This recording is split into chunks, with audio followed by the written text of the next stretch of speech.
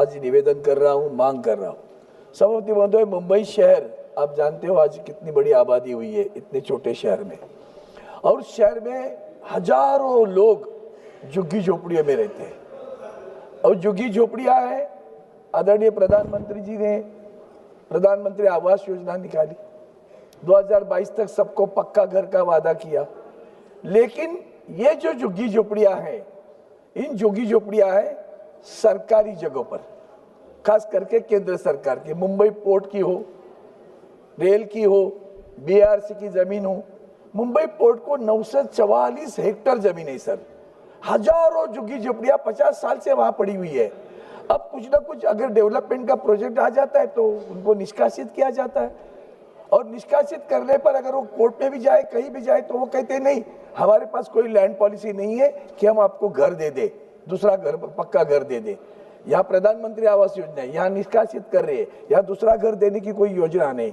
और राज्य सरकार में एक झुग्गी झोपड़पट्टी पुनर्विकास योजना है हमारी राज्य सरकार में, महाराष्ट्र में, ताकि वो जो सरकारी जमीन पर हो या किसी जमीन पे हो, वहाँ की विकसित करके उनको 300 स्क्वायर फीट का घर, पक्का घर मुफ्त में दिया जाता है उस योजना में।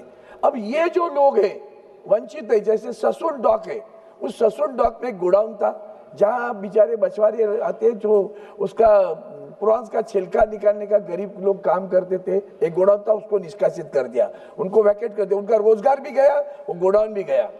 झगड़ा किसका? राज्य सरकार और केंद्र सरकार का। लैंड पॉलिसी किराया इन्होंने नहीं दिया करके उनको निष्कासित कर दिया। परेल में रेलवे स्टेशन के तहत एक 25-30 झुग्गी झोपड़ियां है, कुछ डेवलपमेंट करना है, उनको कह रहे हैं निष्कासित करो। अब उनको घर कौन देगा?